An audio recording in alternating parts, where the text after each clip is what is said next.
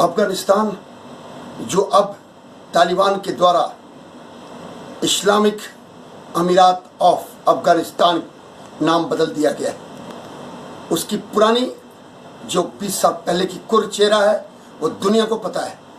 अफगानिस्तान में जैसे ही अमेरिकन फौज की वापसी का पता चला, वो चारों तरफ से अपने एक्शन को प्रारंभ कर दी और आज समय से पहले जिसकी उम्मीद अमेरिका को भी नहीं था, उनके 6000 सैनिक काबुल, कंधार और इर्द गिर्द खास ठिकानों पे बैठे हैं, लेकिन उन्होंने पूरी तौर पे कब्जा कर लिया। उसका कारण पाकिस्तान, चीन और कहीं रूस और तुर्की तो पूरी साथ के साथ प्रत्यक्ष और अप्रत्यक्ष अपने मुजाहिदीनों के साथ पाकिस्तान, अल-कायदा, लश्कर और तंजीमों के साथ ISI पूरी तरह से मदद करके, इनको इंफॉर्मेशन फीड करके और इनको हर तरह के सैनिक एक्शन और ट्रेनिंग बजाबते देकर आज पूरे अफगानिस्तान पे एक पंसीर प्रांत को छोड़कर कब्जा कर चुके हैं। मैं आपको बताना चाहता हूँ कि लगातार दोहा के अंदर संवाद चलती रही, लेकिन उसका जो एक्शन है, जो परिणाम है, वो आपके सामने है। अब आज और कल के अंदर मुल्ला बादर के नेतृत्व में वहाँ की सरकार भी कायम हो जाएगी। मैं आपको यकीनन बता सकता हूँ कि आज जो अफगानिस्तान की हालत है, काबुल एयरपोर्ट की जो हालत देखिए, जहाँ कई बार गोलियां चली, 24-25 आदमियों की मौत की खबर आई है, लेकिन इससे ज़्यादा मौतें हुई हैं। लोग अपने बच्चों, फैमिली के साथ अफगानिस्तान से बाहर निकलना चाहते हैं। जो वीडियो वायरल हुआ, जो हवाई जहाज़ के ऊपर और उनके पहियों के ऊपर लटकने का, वो बहुत ही शर्मनाक और दुनिया के लिए दुखद स्थिति है। मैं आपको यकीनन बता सकता हूँ कि जो अमेरिकन फौज अचानक जल्दी वापसी किया, उसके जितने भी बख्तरबंद गाड़ियाँ थी, आर्म्स एम्युनिशन थे, टैंक थे और उनकी जो सैन्य उपकरण थे, उन सभी के ऊपर तालिबानों ने कब्जा कर लिया और उसका अब नाजायज फायदा इवन जो एयरफोर्स की ताकत है, वो बताया जा रहा है कि 166 देशों से ज़्यादा ताकत आज तालिबान अपने एयरफोर्स को बना लिया। क्यों? कि उनके चॉपर्स, उनके जो लड़ाकू विमान थे, वो सब छोड़ के चले गए। इसकी उम्मीद नहीं थी अमेरिका को कि इतनी जल्दी जो तालिबान है वो इस तरह का हरकत करेगा।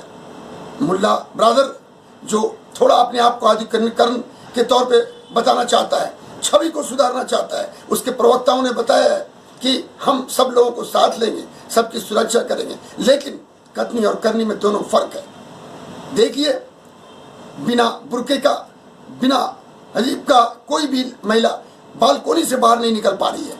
उन्होंने स्कूल भी खोले हैं, लेकिन छोटी छोटी बच्चियां बुर्के के साथ स्कूल आ रही हैं। दुनिया को दिखाना चाहता है कि अब तालिबान उस टाइप का नहीं है।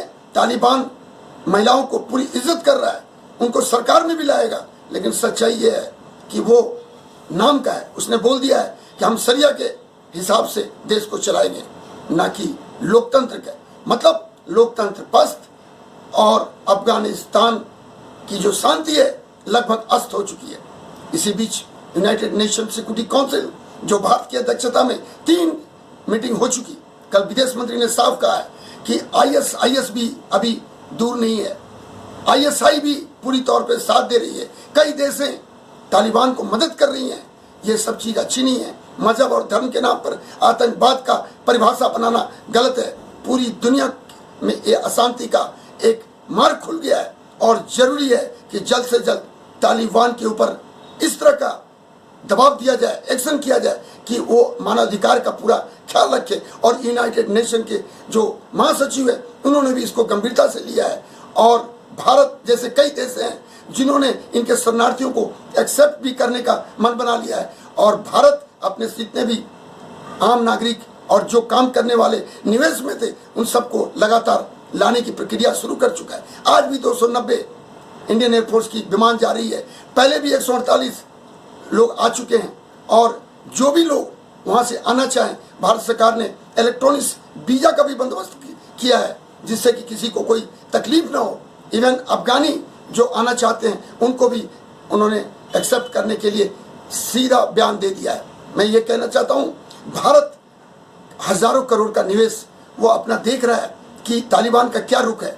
जैसा कि तालिबान ने बोला है कि हम किसी भी तरह का किसी को नुकसान नहीं पहुंचाएंगे, उसी के मद्देनजर अब भारत अपना रुख को कायम करेगा। प्रधानमंत्री महोदय लगातार इसके ऊपर सीसीएस मीटिंग में बातचीत कर रहे हैं और निर्णय भी ले रहे हैं और वो सुपरविजन भी लगातार नज़दीक से कर रहे हैं। मैं ये बताना चाहता हूँ कि पाकिस्तान का ये सोच है कि अफगानी जो तालिबानी हैं उनके लोगों के समर्थन से कश्मीर के अंदर, और उनके पत्रकार, उनके लोग बोल रहे हैं कि हम ऐसा करेंगे और कश्मीर के अंदर इंटरफेरेंस करेंगे, लेकिन उनको पता नहीं है कि भारत कितना मजबूत है और अफगान से हमारी पुरानी संबंध रही है। ठीक है, उनके प्रेसिडेंट भी आज वहाँ से भाग चुके हैं, लेकिन दोहा के अंदर जो बातचीत हो रही है उसमें पाकिस्तान दिखाना चाहता है कि हम शांति चाहते हैं, लेकिन अप्रत्यक्ष रूप से चीन का कारोबारी पे नज़र और पाकिस्तान का आतंक के साथ रिलेशन, यही मेन कारण है जो आज तालिबान अफगान के अंदर इतना बड़ा कुरचेहरा लेके दुनिया के सामने नाटो के कार्यालय को भी इन्होंने ध्वस्त कर दिया है। तो जरूरी है कि मुख दर्शन ना हो, इसके ऊपर कोई कार्रवाई करें।